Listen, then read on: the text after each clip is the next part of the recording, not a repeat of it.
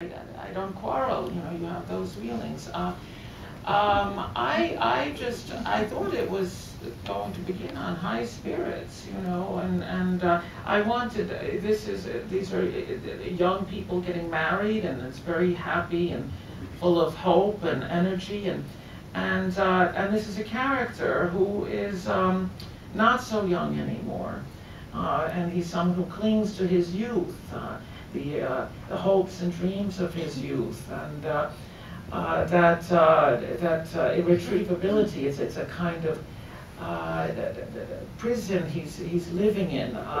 It's really a death in life, and ends up a kind of life in death, I suppose. I mean, this phenomenon of the man-child, so to speak, made popular by the Apatow movies and TV shows and so forth. It's a whole genre.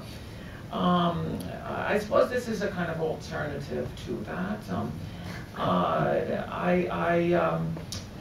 My aims are, look, this phenomenon of the person who has a collection. I mean, people, you know, they own collections, but at a certain point, you know, the collection can own you. It can become a kind of pathology. And I think I know so many people. They're all men. I haven't met a woman with this affliction. Your shoe collections. Well, no, that's men.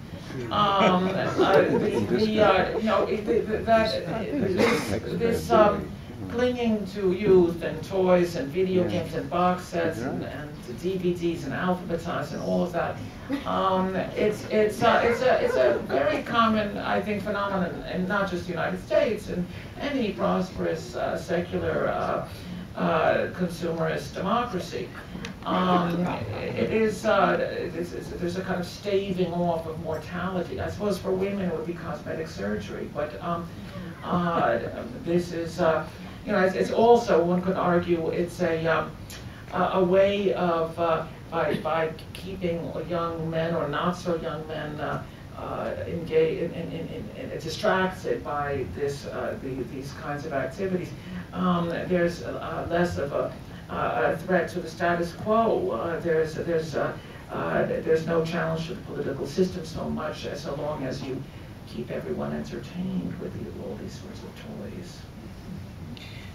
I'm curious about the way that you wrote Selma's character, because in some ways it's very dense. You have to convey who this person is without a lot of dialogue or even that much screen time compared to the man in the story. And yet she's the one that's most directly referenced by some of your other work, right? Because she, in the credits, you've put, you know, formerly the from storytelling. And in storytelling, of course, you know, that's all about writing. And in the film, you talk about, you know, her giving up the dreams of being a writer. Does that sort of intertextual universe that you create between a lot of your films help you to say who a character is? Like bringing in some sort of backstory? I don't presume anyone saw that movie either.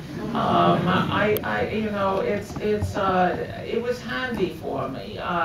I like the idea of bringing this character 10 years or so later and where she is, and thought, how can I have Selma and this guy together, like how can we possibly have any connection? And that was a great challenge, very intriguing for me, how to make that believable. And I think there is a connection. I think it's a very tenuous one, but a very real one. And so that was that was fun for me. I mean, I like to have play. I like to have fun, and I like to play. And that's one of my pleasures. Not everyone wants to play with me, but I like to play.